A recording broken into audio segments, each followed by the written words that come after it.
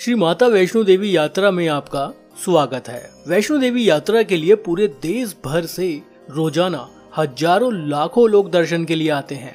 यह हिंदुस्तान की एक बहुत बड़ी धार्मिक यात्रा है। इसलिए आज मैं आपको वैष्णो देवी यात्रा से जुड़ी संपूर्ण ताजा जानकारी दूंगा कि अब यात्रा करने का सही तरीका क्या है, जैसे पैदल यात्रा, घोड़े खच्चर से यात्रा, उनका किराया, पालकी का किराया, वैष्णो देवी रोपवे यात्रा, हेलीकॉप्टर से यात्रा कैसे करें, ट्रेन से, फ्लाइट से, बस से यात्रा करने का अब सही तरीका क्या है, लगभग कितना खर्चा हो जाएगा, बर्फबारी कब होती है। इसके साथ साथ मैं आपको बताऊंगा कि वैष्णो देवी धाम में फ्री धर्मशालाएं कहां पर हैं, फ्री भोजन कहां किया जा सकता है, फ्री यात्रा करने का तरीका क्या है। ऐसी अपडेटेड संपूर्ण जानकारी आज आपको मिलने वाली है। इस वीडियो को पूरा जरूर देखिए, आपकी घर बैठे माता वैष्णो देवी यात्रा हो जाएगी। और अगर आप भी माता रानी के भक्त हैं तो कमेंट बॉक्स में जय माता दी जरूर लिखिएगा।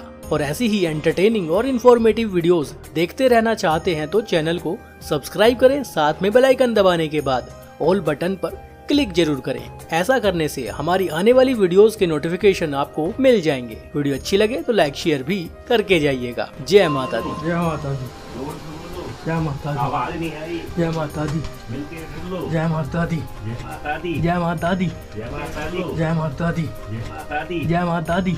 श्री माता वैष्णो देवी यात्रा की शुरुआत होती है जम्मू कश्मीर के जम्मू शहर से 50 किलोमीटर की दूरी पर स्थित कटरा से। तो पहले बात करते हैं कि कटरा कैसे पहुंचा जाए। कटरा पहुंचने के मैं आपको 3 तरीके बताऊंगा। इन्हीं में से किसी एक तरीके से आप कटरा पहुंचेंगे। सबसे पहला तरीका है बाय फ्लाइट। देखिए, कटरा में कोई एयरपोर्ट नहीं है। कटरा का जो नजदीकी एयरपोर्ट है वो जम्मू में है और जम्मू से कटरा के बीच की दूरी लगभग 48 किलोमीटर है। एयरपोर्ट से कटरा तक आने के लिए आपको वहां से टैक्सी मिल जाएंगी जो 2500 से 3000 रुपए चार्ज करेंगी कटरा ड्रॉप करने के। आप चाहें तो बसेस से आ सकते हैं, लेकिन एयरपोर्ट से डायरेक्ट बस नहीं मिलेगी। आपको या तो जम्मू के मेन बस स्टैंड पर आना होगा या फिर आप जम्मू रेलवे स्टेशन पर आ सकते हैं। वहां से आपको बसेस मिल जाएंगी जिसमें किराया करीब 120 रुपए के आसपास है। दूसरा तरीका है बाय ट्रेन। ये सबसे आसान और सस्ता तरीका है क्योंकि इसमें आप डायरेक्ट कटरा तक बाय ट्रेन आ सकते हैं। दिल्ली से बात करें तो दिल्ली से बहुत सी ट्रेन हैं जो डायरेक्ट कटरा तक आती है। उनमें से एक ट्रेन है वंदे भारत जिसमें 1665 और 3055 रुपए का टिकट बनता है दिल्ली से डायरेक्ट कटरा तक। इसके अलावा कुछ एक्सप्रेस ट्रेन भी हैं जिसमें आप बहुत कम खर्चे में मात्र 365 रुपए का स्लीपर क्लास का टिकट लेकर भी कटरा पहुंच सकते हैं। अगर आपके शहर से डायरेक्ट कटरा तक ट्रेन नहीं है तो आप जम्मू तक आ सकते हैं और जम्मू देश भर से सीधे तौर पर रेल मार्ग से जुड़ा हुआ है। जम्मू रेलवे स्टेशन से आप कटरा तक पहुंच जाएंगे। कैसे पहुंचेंगे उसके तरीके भी मैं आपको बताऊंगा, लेकिन उससे पहले मैं आपको बता दूं, जैसे ही आप पठानकोट पार करेंगे, जम्मू कश्मीर की सीमा में आएंगे तो आपके राज्य का प्रीपेड सिम काम करना बंद कर देगा क्योंकि जम्मू कश्मीर में, लद्दाख में किसी दूसरे राज्य का प्रीपेड सिम काम नहीं करता है। ऐसे में या तो आपके पास पोस्ट पेड सिम होना चाहिए, वो काम करेगा। अगर नहीं है तो जम्मू या वैष्णो देवी यात्रा के दौरान आप अपना फोन कैसे चालू कर सकते हैं वो भी मैं आपको बताऊंगा। जम्मू रेलवे स्टेशन के बाहर ही आपको काफी एजेंट मिल जाएंगे, काफी दुकानें हैं जहां से आप यात्रा सिम परचेज कर सकते हैं। करीब 300 से 350 रुपए का यात्रा सिम मिलता है। आप चाहें तो जम्मू रेलवे स्टेशन के बाहर आने के बाद आधार कार्ड दिखाकर वो सिम खरीद सकते हैं। ये सिम जम्मू कश्मीर का प्रीपेड सिम है। आप चाहें तो ये सिम कटरा पहुंचकर भी ले सकते हैं। चलिए अब बात करते हैं कि जम्मू रेलवे स्टेशन से कटरा तक कैसे जाएं। जम्मू रेलवे स्टेशन के बाहर ही टैक्सी और बसेस दोनों के ऑप्शन मिल जाते हैं। आप चाहें तो टैक्सी ले लीजिए जिसमें 3000 रुपए के आसपास वो किराया लेंगे एक फुल टैक्सी का, जो आपको कटरा ड्रॉप करेंगे। बसेस से भी जा सकते हैं, प्राइवेट बस और रोडवेज बस दोनों के ऑप्शन है। प्राइवेट बस में 120 रुपए टिकट है, रोडवेज बस में 90 से 100 रुपए के आसपास है। जो आपको सही लगे आप उससे आ सकते हैं। रोडवेज बस की कंडीशन भी अच्छी रहती है, आप चाहें तो उससे आ जाइए और टिकट भी सस्ता है। 1-1.25 घंटे का समय लगता है और आप आसानी से जम्मू से कटरा पहुंच जाएंगे क्योंकि अब रास्ते बहुत अच्छे बन चुके हैं। आज से 8-10 साल पहले की बात करें तो रास्ते इतने अच्छे नहीं थे। करीब 2 से 2.5 घंटे का समय लगता था जम्मू से कटरा पहुंचने में, लेकिन अब मात्र 1 से 1.25 घंटा या मैक्सिमम 1.5 घंटे में आप कटरा पहुंच जाएंगे। दूरी 48 किलोमीटर है, लेकिन ये रास्ता, ये जर्नी बहुत खूबसूरत रहती है। बहुत सी अलग अलग टनल से होकर आपको निकलना होगा। खूबसूरत व्यूज आप यहाँ से देख पाएंगे। माता वैष्णो देवी के जयकारों के साथ होने वाली ये यात्रा बहुत शानदार रहती है। जय माता दी। तीसरा तरीका है कि आप पूरी जर्नी बाय रोड कर लीजिए। आप बसेस से आ सकते हैं। दिल्ली से बात करें तो दिल्ली से कटरा तक डायरेक्ट बहुत सारी बसेस सर्विस हैं, जो भी आपको ठीक लगे आप उससे आ जाइए। 12-13 घंटे की जर्नी रहती है। टिकट की बात करूँ तो मिनिमम 600 रुपए का टिकट है, मैक्सिमम 2200-2300 रुपए तक के टिकट है, अकॉर्डिंग टू बस, अकॉर्डिंग टू कंफर्ट। इसके अलावा पठानकोट से भी आपको बसेस की सर्विस मिल जाएगी। मिनिमम 350 रुपए का टिकट है, मैक्सिमम 1500 रुपए का टिकट है। 3.5 से 4 घंटे का समय लगता है। अमृतसर से भी आप आ सकते हैं डायरेक्ट बस से। 350 मिनिमम टिकट, मैक्सिमम करीब 1000 रुपए के आसपास। लेकिन अमृतसर से 7 घंटे लग जाते हैं कटरा तक पहुंचने में। चंडीगढ़ से आ सकते हैं आप, 750 से 3000 रुपए तक के टिकट हैं। करीब 8 घंटे का सफर है और आप डायरेक्ट कटरा पहुंच जाएंगे। तो आप जहां भी हैं उसके अकॉर्डिंग आप कटरा पहुंच जाइए। आप चंडीगढ़ आ जाइए बाय फ्लाइट, बाय ट्रेन, वहां से आपको बसेस मिल जाएंगी, टैक्सी भी मिल जाएगी। आप अमृतसर आ जाइए, वहां से भी आपको बसेस और टैक्सी के ऑप्शन मिल जाएंगे। पठानकोट आ जाइए, वहां से भी मिल जाएंगे। दिल्ली आ जाइए, दिल्ली से भी मिल जाएंगे। और रेल मार्ग से तो डायरेक्ट कटरा तक आ सकते हैं, या फिर जम्मू आ जाइए। आप अपनी गाड़ी, अपनी बाइक लेकर भी आ सकते हैं, ये भी एक अच्छा ऑप्शन है। लेकिन डिस्टेंस ज्यादा है तो मैं अपनी गाड़ी लाने के लिए नहीं बोलूंगा। अगर आप अपनी गाड़ी लाते हैं तो जम्मू और कटरा के बीच में करीब 165 रुपए के टोल प्लाजा है। इसके साथ साथ एक लोकल टोल प्लाजा है म्युनिसिपल कारपोरेशन का, जिसमें 75 से 80 रुपए 4 व्हीलर से चार्ज किया जाता है। तो ये कुछ बेसिक इन्फॉर्मेशन है। इसके अलावा जम्मू से कटरा के बीच एक चेक पोस्ट भी है, जहां पर सभी बसेस को रोका जाता है। बसेस की स्कैनिंग होती है, यात्रियों की स्कैनिंग होती है, लगेज को भी कभी कभी वो स्कैन करते हैं। तो वो एक नॉर्मल चेकिंग होती है जिससे होके सभी को गुजरना होता है। तो ये है तरीके कटरा पहुंचने के। आप इन्हीं में से किसी एक तरीके से कटरा पहुंच सकते हैं। कटरा पहुंचने का डायरेक्ट जो तरीका है वो बाय रोड या बाय ट्रेन ही है, जैसा मैं आपको पहले बता चुका हूँ। इन्हीं 2 तरीके से आप कटरा पहुंचेंगे। बात करते हैं कि कटरा में स्टे कहाँ किया जाए। देखिए, कुछ लोग बिना स्टे किए ही सेम डे माता वैष्णो देवी यात्रा पर निकल जाते हैं। ये चॉइस आपकी है, डिपेंड करता है कि आप किस टाइम कटरा पहुंचते हैं। मॉर्निंग में पहुंचते हैं तो सेम डे भी आप यात्रा पर जा सकते हैं। दोपहर बाद पहुंचते हैं तो आप एक रात का स्टे कटरा में कर सकते हैं और नेक्स्ट डे आप यात्रा पर जा सकते हैं। स्टे के लिए मैं आपको महंगे और सस्ते दोनों ऑप्शन बताऊंगा। कटरा में होटल्स की बात करें तो 600 रुपए से होटल की स्टार्टिंग हो जाती है, जो 3, 3.5, 4 हजार तक जाती है। लेकिन होटल आपको ले कहाँ सकते हैं? आप रेलवे स्टेशन के आसपास ले सकते हैं, वहाँ भी बहुत होटल्स हैं। आप बस स्टैंड के आसपास ले सकते हैं, वहाँ भी बहुत होटल्स हैं। आप कटरा के मेन मार्केट में भी जाकर होटल ले सकते हैं, लेकिन वहाँ काफी ज्यादा भीड़ भाड़ रहती है, तो चॉइस आपकी है। कश्मीर रोड पर भी आप होटल ले सकते हैं और जम्मू रोड पर भी आप होटल ले सकते हैं। अब चॉइस आपकी है कि आप कहाँ होटल लेते हैं। आप ऑनलाइन बुक भी कर सकते हैं, ऑन द स्पॉट भी वहाँ आपको रूम्स मिल जाएंगे बहुत आसानी से। दूसरा ऑप्शन है डॉर्मेटरी। ये एक सस्ता तरीका है। ये जो आप देख रहे हैं ना, ये निहारिका कॉम्प्लेक्स का शक्ति भवन है। यहाँ डॉर्मेटरी आप ले सकते हैं और जिसका किराया 150 रुपए है एक आदमी का। बहुत साफ सुथरे कमरे हैं, साफ सुथरे बेड हैं, बंक बेड के ऑप्शन भी हैं, सिंगल बेड भी हैं। जो भी अवेलेबल होगा वो आपको मिल जाएगा। इसकी ऑनलाइन बुकिंग भी की जा सकती है, ऑफलाइन भी आपको डायरेक्ट वहाँ पर मिल जाते हैं। यहाँ एक क्लॉक रूम भी है जो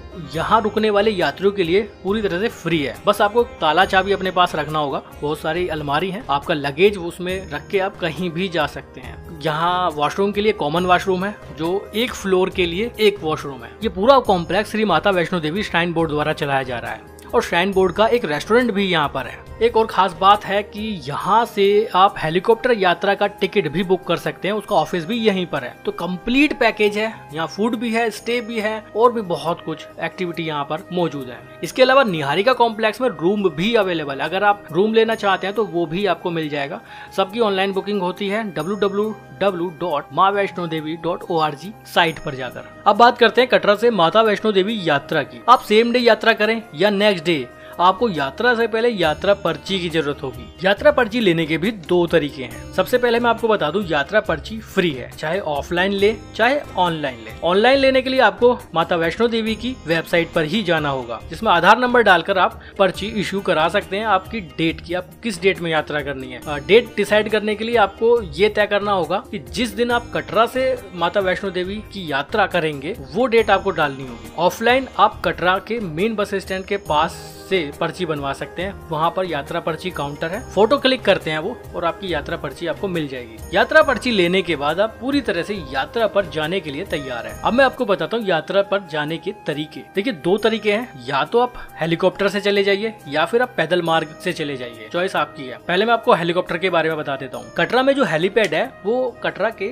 मेन बस स्टैंड से करीब 2 या 2.5 किलोमीटर की दूरी पर कश्मीर रोड पर है। वहाँ के लिए आपको ऑटो रिक्शा मिल जाएंगे, करीब 200 रुपए वो चार्ज करेंगे। हेलीकॉप्टर के बुकिंग आप ऑन द स्पॉट भी कर सकते हैं, ऑनलाइन करके आएंगे सबसे बेस्ट है। ऑन द स्पॉट अवेलेबिलिटी का इशू रहता है, काफी ज्यादा वेट भी आपको करना पड़ सकता है। ऑनलाइन बुक करके आइए, सबसे बेस्ट रहेगा। टैरिफ बता देता हूँ, अगर आप 1 वे टिकट लेते हैं यानी कटरा से सांझी छत या फिर सांझी छत से कटरा, उसका एक बंदे का 1830 रुपए किराया है। अगर आप राउंड ट्रिप लेते हैं आना जाना तो 3660 रुपए का टिकट बनेगा। ये सारे टिकट आप ऑनलाइन maavaishnodevi.org पर जाकर बुक कर सकते हैं। कटरा हेलीपैड से जो हेलीकॉप्टर चलता है वो सांझी छत आपको ड्रॉप करेगा और सांझी छत से करीब 2.5 किलोमीटर की दूरी पर माता वैष्णो देवी का मुख्य भवन है। वहाँ तक आप चाहे तो पैदल जा सकते हैं, आप चाहे तो खच्चर या पालकी से जा सकते हैं। खच्चर का किराया 275 से लेकर 300 रुपए है और पालकी का किराया 2500 से लेकर 2800 रुपए है, डिपेंड करता है वेट पर। अब बात करते हैं पैदल यात्रा। देखिए पैदल यात्रा के भी 2 रास्ते हैं, एक ओल्ड रास्ता जो बाढ़ गंगा वाला रास्ता है और एक न्यू रास्ता जो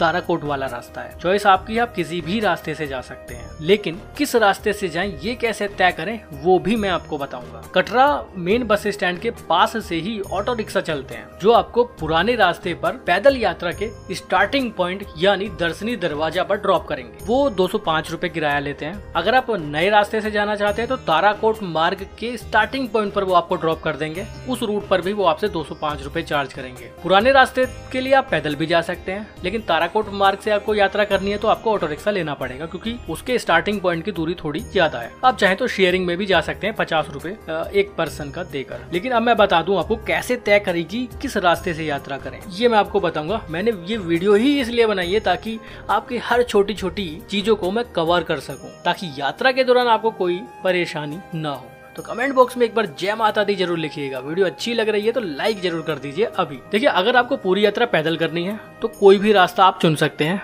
इसमें कोई परेशानी नहीं है। अगर आपको खच्चर पालकी से यात्रा करनी है तो ओल्ड रास्ता आपको चुनना होगा क्योंकि ताराकोट मार्ग पर नए रास्ते पर खच्चर और पालकी नहीं चलते हैं। हालांकि ये दोनों रास्ते अर्धकुंवारी पहुंचकर मिल जाते हैं। या फिर आप सर्किट कर सकते हैं, नए रास्ते से जाइए और पुराने से वापस आ जाइए, या पुराने से जाइए और नए से वापस आ जाइए। ऐसा करके आप एक ही यात्रा में दोनों रास्ते देख पाएंगे। चलिए हम चलते हैं पुराने रास्ते से और रास्ते में पड़ने वाले सभी पड़ाव पर आपको दर्शन भी कराएंगे। हमें ऑटो रिक्शा वाले ने ड्रॉप किया दर्शनी दरवाजा के पास, जहाँ से यात्रा की शुरुआत होती है। यहाँ एक चेक पोस्ट भी है, जो यात्रा पर्ची हमने बनवाई उसकी चेकिंग यहाँ पर होती है, उसका वेरिफिकेशन यहाँ पर होता है। अगर हमारे पास कोई लगेज है तो वो भी हमें यहाँ पर स्कैन करवाना पड़ेगा। दर्शनी दरवाजा नाम से ही पता चलता है कि यहाँ से दर्शन किए जा सकते हैं। जी हाँ, यहाँ से अर्धकुंवारी माता के सीधे दर्शन किए जा सकते हैं। यहाँ से मंदिर का बहुत खूबसूरत नजारा देखने के लिए मिलता है। दर्शनी दरवाजा पार करने के बाद और बाणगंगा से थोड़ा सा पहले खच्चर पालकी स्टैंड है। आप चाहें तो यहाँ से उन्हें बुक भी कर सकते हैं। किराया कितना है वो भी मैं आपको बता देता हूँ। देखिए खच्चर पालकी के किराए की बात करें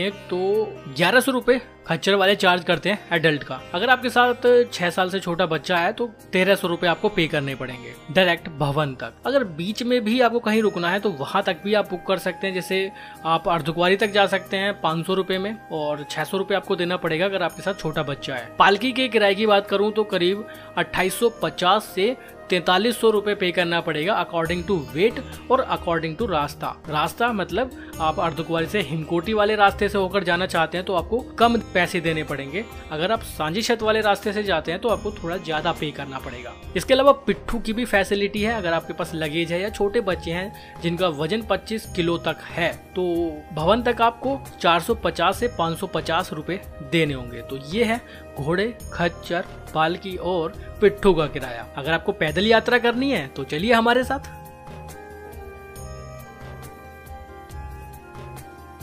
अभी मैं बाणगंगा पर हूँ। ये जो रास्ता आप देख रहे हैं ये बाणगंगा जाने वाला रास्ता है। यहाँ स्नान घाट बने हुए हैं, लोग नहाते हैं उसके बाद यात्रा पर जाते हैं। यहाँ चेंजिंग रूम भी बने हुए हैं, महिलाओं के लिए सेपरेट चेंजिंग रूम है। मान्यता है कि यहाँ पर हनुमान जी को प्यास लगी थी तब माता वैष्णो देवी जी ने बाण चलाकर यहाँ पर पानी की एक धारा निकाल दी थी, इसीलिए इसको बाण गंगा नाम से भी जाना जाता है। और माता वैष्णो देवी ने यहाँ पर अपने बालों को भी धोया था, इसीलिए इसको बाल गंगा या केश गंगा के नाम से भी जाना जाता है। बहुत खूबसूरत पॉइंट है।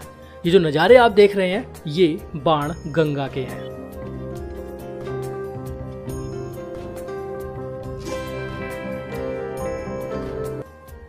यहाँ आसपास में काफी सारी दुकानें हैं फोटोग्राफी की। अगर आपको फोटोग्राफी करवानी है तो 5 से 10 मिनट में फोटो तैयार करके दे देंगे। बाण गंगा से थोड़ा आगे जाते हैं तो आती है चरण पादुका। यह दूसरा पड़ाव है। ये जो नज़ारे आप देख रहे हैं ये चरण पादुका के हैं। मान्यता है कि जब भैरवनाथ माता वैष्णो देवी का पीछा कर रहा था तो माता वैष्णो देवी जी ने यहाँ रुक कर पीछे मुड़ के भैरवनाथ को देखा था, तो यहाँ पर उनके पैरों के निशान बन गए थे, इसीलिए इस जगह को चरण पादुका नाम से जाना जाता है। यहाँ पर आप माता वैष्णो देवी के चरण पादुका के दर्शन भी कर पाएंगे। ये मुख्य मंदिर है, बहुत खूबसूरत मंदिर है, बहुत ऐतिहासिक है। मंदिर के ठीक बराबर से ही एक सीढ़ी नुमा रास्ता भी जाता है। आप चाहें तो इस रास्ते से भी जा सकते हैं, लेकिन ये थोड़ा कठिन रास्ता है। हालांकि शॉर्टकट है, लेकिन मैं रिकमेंड नहीं करूंगा क्योंकि बहुत थका देने वाला रास्ता रहता है। आप सीधे सीधे इसी रास्ते से जाएंगे तो ज्यादा सुविधाजनक रहेगा। चरण पादुका मंदिर के आसपास में काफी सारी खाने पीने की दुकानें हैं। बहुत अच्छी जगह है, बहुत अच्छा पड़ाव है चरण पादुका। चरण पादुका से बाजार से होते हुए रास्ते के खूबसूरत नजारे देखते हुए हम पहुंचे अर्धकुंवारी। ये जो बाजार आप देख रहे हैं ये अर्धकुंवारी का है। यहाँ खाने पीने के लिए बहुत सारे होटल्स हैं। अब तो बहुत से रेस्टोरेंट्स भी यहाँ पर बन चुके हैं। चलिए आगे चलते हैं और आगे के नज़ारे आपको दिखाते हैं। ये जो पूरा परिसर आप देख रहे हैं ना, ये अर्धकुंवारी मंदिर के आसपास का परिसर है। हमेशा ऐसी काफी ज्यादा भीड़ यहाँ बनी रहती है। रात के समय तो इस पूरे परिसर में लोग सोया करते हैं, मतलब पूरा परिसर ये भर जाता है। यहाँ एक गर्भजून गुफा भी है जिसमें दर्शन करने के लिए एक टोकन यहाँ से लेना पड़ता है। जैसे टोकन पर लिखा हुआ नंबर आता है उसके अकॉर्डिंग यहाँ पर लाइन लगती है और दर्शन के लिए जाते हैं। बहुत महीन रास्ता है गुफा के अंदर, उस रास्ते से होकर लेट लेट कर जाना होता है। एक एक व्यक्ति एक बार में निकल पाता है तो काफी समय भी लगता है, लेकिन लोग यहाँ दर्शन करने जाने के लिए एक रात विश्राम भी करते हैं। बताया जाता है कि माता वैष्णो देवी जी ने इसी गर्भजून गुफा में 9 महीने तक विश्राम किया था। यहाँ रुकने के लिए आसपास में शारदा भवन और शैलपुत्री भवन मौजूद है। शारदा भवन में आपको रूम मिल जाएंगे। रूम का किराया 800 रुपए है डबल बेड का। डॉर्मेट्री भी शैलपुत्री भवन में मौजूद है। 150 रुपए एक व्यक्ति का चार्ज लिया जाता है। ऑनलाइन भी बुक कर सकते हैं आप। अर्धकुंवारी यात्रा का एक मुख्य पड़ाव है। अर्धकुंवारी ही वो पड़ाव है जहां ताराकोट मार्ग से आने वाला रास्ता भी जुड़ जाता है। अगर आप ताराकोट मार्ग से आ रहे हैं तो अर्धकुंवारी पहुंचने से ठीक पहले एक माता वैष्णो देवी श्राइन बोर्ड द्वारा चलाया जा रहा लंगर मौजूद है। आप चाहें तो वहां प्रसाद भी ग्रहण कर सकते हैं। बहुत व्यवस्थित ढंग से उस लंगर को चलाया जाता है। आप में से बहुत लोग ताराकोट लंगर का प्रसाद ले चुके होंगे, तो आप कमेंट करके बता सकते हैं कि क्या आपने ताराकोट मार्ग पर मौजूद लंगर में भोजन किया है या नहीं। अर्धकुंवारी की बात करें तो यहाँ से भी माता वैष्णो देवी भवन तक जाने के लिए 2 अलग अलग रास्ते हैं। एक रास्ता सांजीछत होते हुए जाता है और एक रास्ता हिमकोटी होते हुए जाता है। चुनाव आपको ही करना है कि आप किस रास्ते से जाएं। सांजीछत वाले रास्ते से खच्चर पालकी वाले जाते हैं, हालांकि पैदल भी इस रास्ते से जाया जा सकता है। हिमकोटी वाले रास्ते से ज्यादातर लोग जाते हैं। मेरे हिसाब से 70-80% लोग हिमकोटी वाले रास्ते से ही जाते हैं, लेकिन मैं आपको लेकर चलता हूँ वाया सांजीछत, क्योंकि वहाँ देखने के लिए और भी बहुत कुछ आपको मिलेगा और एक एक पड़ाव पर मैं आपको लेकर चलूंगा। लेकिन उससे पहले मैं आपको बता दूं कि अर्धकुंवारी से अगर आप चाहें तो बैटरी कार के थ्रू भी भवन जा सकते हैं। अर्धकुंवारी से भवन और भवन से अर्धकुंवारी के बीच हिमकोटी वाले रास्ते से बैटरी कार चलती है। टिकट आप ऑनलाइन भी ले सकते हैं, ऑफलाइन भी ले सकते हैं। ऑफलाइन अगर आप टिकट लेंगे तो आपको बहुत ज्यादा वहाँ वेट करना पड़ेगा, काफी समय आपका लग जाएगा। ऑनलाइन टिकट अगर आप निकलवा कर आते हैं तो सबसे पहले आप ही को वरीयता दी जाएगी, आपका टिकट वेरीफाई किया जाएगा और मात्र 10 मिनट में आपको बैटरी कार मिल जाएगी। बुकिंग maavaishnodevi.org पर जाकर ही करना होगा। टिकट की बात करते हैं तो अर्धकुंवारी से अगर आप भवन जाना चाहते हैं तो एक व्यक्ति का 354 रुपए टिकट है। रिटर्न आने के लिए भवन से अर्धकुंवारी के लिए टिकट प्राइस कम है, करीब 250 रुपए का टिकट बनता है। आप ऑनलाइन बुक करेंगे तो ज्यादा सुविधाजनक रहेगा। हालांकि बहुत से लोग ऑफलाइन भी कराते हैं, डिपेंड रश पर करता है। अगर भीड़ भाड़ कम है तो बहुत आसानी से आपको ऑन द स्पॉट भी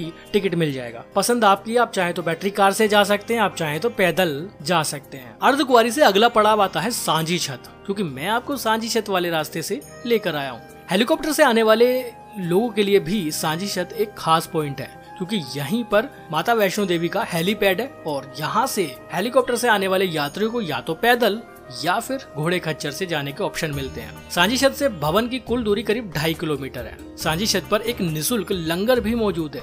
यहाँ पर आप माँ वैष्णो देवी का स्वादिष्ट प्रसाद ले सकते हैं। बहुत अच्छा पॉइंट है सांझी छत। और मैं आपको एक बात बताऊं, यहाँ पे ना हमेशा ठंडा वेदर बना रहता है, पता नहीं क्यों, शायद यहाँ का क्लाइमेट कुछ ऐसा है। सांझी छत की बात करें तो रुकने के लिए यहाँ भी ऑप्शन मौजूद हैं। यहाँ पर एक मंगला भवन है जो माता वैष्णो देवी श्राइन बोर्ड द्वारा चलाया जा रहा है। इसमें डबल बेड रूम भी आपको मिल जाएगा। किराया करीब 1200 रुपए है।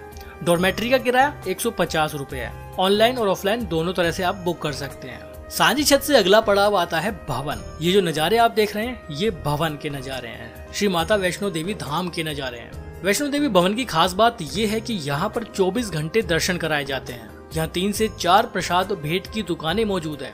आप किसी भी दुकान से प्रसाद ले सकते हैं। 70 रुपए से प्रसाद की स्टार्टिंग होती है, जो 500-600 रुपए तक जाती है। ये जो बिल्डिंग आप देख रहे हैं सामने, ये मनोकामना भवन है। आमने सामने 2 बिल्डिंग है, फेज 1 और फेज 2। लेफ्ट वाली साइड में जो बिल्डिंग है यहाँ पर फ्री रुकने की व्यवस्था भी है। राइट वाली में डॉर्मेट्री है जिसका किराया 150 रुपए है। ये दोनों ही भवन श्री माता वैष्णो देवी श्राइन बोर्ड द्वारा चलाए जा रहे हैं और दोनों ही भवन में रेस्टोरेंट की भी सुविधा मौजूद है। मनोकामना भवन में ही भैरव बाबा जाने वाली रोपवे का बुकिंग काउंटर भी है। रोपवे के टिकट की बात करूँ तो करीब 150 रुपए है, जो सुबह 7:30 बजे खुल जाता है और शाम को 5 बजे तक खुला रहता है। चलिए थोड़ा और आगे चलते हैं और आगे के नज़ारे आपको दिखाते हैं। यहाँ एक डाइवर्जन है। ये जो रास्ता राइट में ऊपर की तरफ जा रहा है ये भैरव बाबा जाने के लिए रास्ता है। ये पैदल मार्ग है भैरव बाबा जाने के लिए।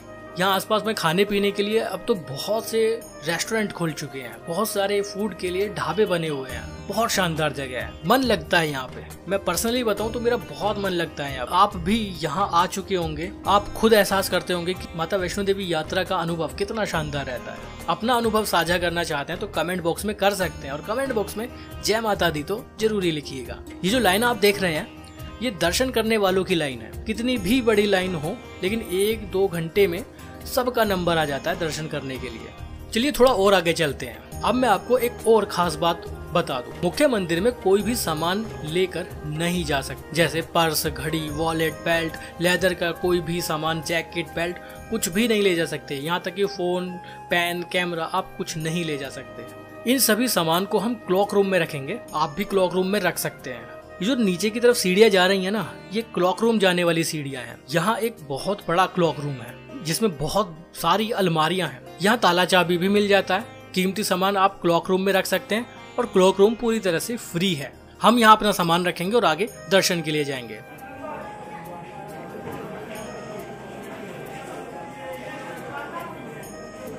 दर्शन की बात करें तो शाम को 6 बजे से रात को 9 बजे तक आम लोगों के लिए दर्शन बंद रहते हैं। उस समय विशेष पूजा वालों के लिए दर्शन कराए जाते हैं। आप उस समय के हिसाब से दर्शन की लाइन में लगें। तो 6-7 बजे तो दर्शन की लाइन में लगना ही बेकार है, क्योंकि आपको काफी वेट करना पड़ेगा। मंदिर के अंदर कैमरा अलाउ नहीं है, जैसा कि मैं आपको पहले भी बता चुका हूँ। भवन पर रुकने की व्यवस्था के बारे में मैं आपको बताता हूँ। देखिए, मनोकामना भवन के बारे में मैं आपको बता चुका। 2 बिल्डिंग है आमने सामने, एक फ्री वाली है जहाँ फ्री में आप रुक सकते हैं और एक भवन में डॉर्मेट्री मौजूद है। किराया 150 रुपए है।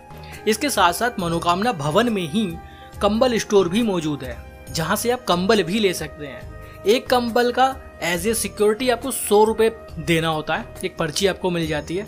आप कितने भी कंबल यहाँ से ले सकते हैं। बहुत बड़ा स्टोर है, लाखों कंबल यहाँ मौजूद है। मान लीजिए आपको 10 कंबल लेने हैं तो 1000 रुपए आपको उन्हें देने होंगे। 10 कंबल लीजिए, एक रसीद आपको मिल जाएगी, वो रसीद आप संभाल के रखिएगा। रात को सो जाइए, कंबल बिछाइए, ओढ़िए। उसके नेक्स्ट डे आप जब कंबल रिटर्न करने आएंगे वही स्लिप आप दिखाइए, आपके 1000 रुपए आपको रिफंड हो जाएंगे। अगर आप कंबल मिस कर देते हैं, मान लीजिए आप 10 कंबल ले गए, 8 कंबल आप रिटर्न कर पा रहे हैं, तो आपको 800 रुपए ही मिलेंगे। खास बात यह है कि जो नोट आपने दिए हैं ना, वही नोट आपको मिलेंगे। आपने फटे कटे नोट दिए हैं तो वही नोट आपको मिलेंगे। आपने कोरे कोरे नोट दिए हैं तो आपको वही नोट वापस मिलेंगे। तो ये व्यवस्था बहुत ही यूनिक है श्री माता वैष्णो देवी भवन की। दूसरा ऑप्शन है, आप यहाँ पर मेन भवन कॉम्प्लेक्स में भी रुक सकते हैं, जहाँ पर रूम्स की फैसिलिटी है। 2 बेड रूम यहाँ पर 2400 रुपए का है, 4 बेडेड रूम 3400 रुपए का। ऑनलाइन बुक कर सकते हैं। तीसरा ऑप्शन है वैष्णवी और गौरी भवन। यहाँ पर भी रूम्स की फैसिलिटी है। 2 बेडेड रूम 1100 रुपए, 4 बेडेड रूम 1600 रुपए, 6 बेडेड हट 2300 रुपए की मिल जाती है। ऑनलाइन बुकिंग आप maavaishnodevi.org पर जाकर कर सकते हैं। ऑन द स्पॉट यहाँ पर अवेलेबिलिटी मिल पाना बहुत मुश्किल हो जाता है, क्योंकि बहुत ज्यादा श्रद्धालु भवन पर मौजूद रहते हैं। भैरव बाबा यात्रा की बात करते हैं। अगर आपने दिन में ही माँ वैष्णो देवी दर्शन कर लिए हैं तो आप सेम डे भैरव बाबा दर्शन के लिए जा सकते हैं। अगर आप एक रात रुकते हैं तो नेक्स्ट डे मॉर्निंग में भी भैरव बाबा दर्शन के लिए जाया जा सकता है। भैरव बाबा दर्शन के लिए जाने के 4 तरीके हैं। आप पैदल चले जाइए, 4.5 से 5 किलोमीटर है। खच्चर से चले जाइए, पालकी से चले जाइए। किराए की बात करें तो पालकी वाले 1000 से 1250 रुपए चार्ज करते हैं। 25 किलो तक का लगेज या 25 केजी तक का कोई बच्चा है तो पिट्ठू वाले करीब 200 रुपए चार्ज करते हैं। खच्चर की बात करें तो 400-450 रुपए के आसपास आपको देना होगा। आप भवन से भैरव बाबा तक जा सकते हैं। चौथा तरीका है रोपवे। रोपवे का टिकट लीजिए, 150 रुपए का टिकट है अप एंड डाउन। मनोकामना भवन में ही टिकट काउंटर है, सुबह 7:30 के आसपास खुल जाता है। और खास बात यह है कि बहुत जल्दी जल्दी नंबर आता है, लाइन बहुत जल्दी जल्दी आगे बढ़ती है। कितनी भी बड़ी लाइन हो, बहुत जल्दी आपका नंबर आ जाएगा। भैरव बाबा पर दर्शन करने अनिवार्य है। माता वैष्णो देवी दर्शन के बाद भैरव बाबा जरूर जाना चाहिए, तभी यात्रा पूरी मानी जाती है। रोपवे से जाएंगे तो बहुत खूबसूरत नजारे आप देखते हुए जाएंगे। ये जो नजारा आप देख रहे हैं ना, ये रोपवे से श्री माता वैष्णो देवी धाम का है। चलिए आगे चलते हैं और आपसे मिलते हैं भैरव बाबा घाटी पर। ये जो व्यू आप देख रहे हैं ये भैरव बाबा घाटी का है। शुरुआत में खाने पीने के लिए काफी सारी दुकानें हैं। एक प्रसाद की दुकान भी है जहाँ पर 20 रुपए में प्रसाद मिल जाता है। चलिए आगे चलते हैं और दर्शन करते हैं। भैरव घाटी में भैरव बाबा मंदिर में दर्शन करने के लिए ज्यादा समय नहीं लगता है। ज्यादा बड़ी लाइन भी नहीं होती है। लोग आते हैं, दर्शन करते हैं, चले जाते हैं, तो बहुत ज्यादा समय यहाँ नहीं लगता है। तो एक बार कमेंट बॉक्स में जय बाबा भैरवनाथ जरूर लिखिएगा। ये जो खुला खुला स्पेस आप देख रहे हैं, ये भैरव बाबा मंदिर के सामने का एक बहुत खूबसूरत स्पेस है, खूबसूरत जगह है। यहाँ से माता रानी भवन का भी एक सुंदर नजारा देखने के लिए मिलता है। चलिए मैं आपको दिखाता हूँ वो नजारा। ये व्यू देखिए आप, कितना सुंदर लग रहा है। एक बार कमेंट बॉक्स में जय माता दी तो जरूर लिखिएगा। यहाँ पर एक शाइन बोर्ड द्वारा चलाया जा रहा रेस्टोरेंट भी है, तो कुछ समय यहाँ पर बिताना तो बनता है। लोग यहाँ आते हैं, दर्शन करते हैं और कुछ समय इस खुले से परिसर में बैठते हैं, खूबसूरत नज़ारे देखते हैं। यहाँ का टेम्परेचर सबसे कम रहता है। पूरी यात्रा के दौरान सबसे कम टेम्परेचर भैरव घाटी का रहता है। यहाँ पर रुकने की कोई व्यवस्था नहीं है, इसलिए यहाँ से वापस ही जाना पड़ता है। अगर आप रोपवे से आए हैं तो 2 घंटे आप यहाँ पर रहिए और 2 घंटे में रिटर्न आपको जाना होगा। तो इस तरह से माता वैष्णो देवी यात्रा संपूर्ण हो जाती है। भवन से कटरा आप चाहे तो पैदल भी वापस कटरा तक जा सकते हैं। 5-6 घंटे लगेंगे रिटर्न आने में, कम भी लग सकते हैं, डिपेंड आपकी स्पीड पर करेगा। आप चाहे तो भैरव बाबा से भी डायरेक्ट पैदल वाया सांची छत कटरा तक जा सकते हैं। चलिए अब फूड की बात करते हैं। कटरा में सभी तरह का शाकाहारी खाना आपको मिल जाएगा। आपको नॉर्थ इंडियन चाहिए, आपको चाइनीज चाहिए, आपको साउथ इंडियन चाहिए, कोई भी वेजिटेरियन फूड आपको कटरा में अब आसानी से मिल जाएगा, क्योंकि यहाँ अब बहुत से बड़े बड़े रेस्टोरेंट ढाबे बन चुके हैं। कटरा का बाजार बहुत शानदार है। ये जो नज़ारे आप देख रहे हैं ये कटरा के मेन मार्केट के हैं। यहाँ जरूर घूमना चाहिए। ये कटरा का मुख्य बाजार है। वैसे आप यहाँ खरीदारी अगर आप करना चाहते हैं तो कटरा के मुख्य बाजार से बाणगंगा मार्ग पर, कश्मीर रोड पर या जम्मू रोड पर जाकर भी कर सकते हैं। सभी जगह अब दुकानें मौजूद है। बस स्टैंड के आसपास भी बहुत सी दुकानें बनी हुई है। आप यहाँ से अखरोट खरीद सकते हैं या आप यहाँ से प्रसाद ले सकते हैं, और भी बहुत कुछ है कटरा के बाजार में घूमने के लिए। बजट की बात करें तो वैष्णो देवी यात्रा आप बहुत लो बजट में कर सकते हैं। विश्वास कीजिए मेरा, बहुत ज़्यादा खर्चा वैष्णो देवी यात्रा में नहीं होता है।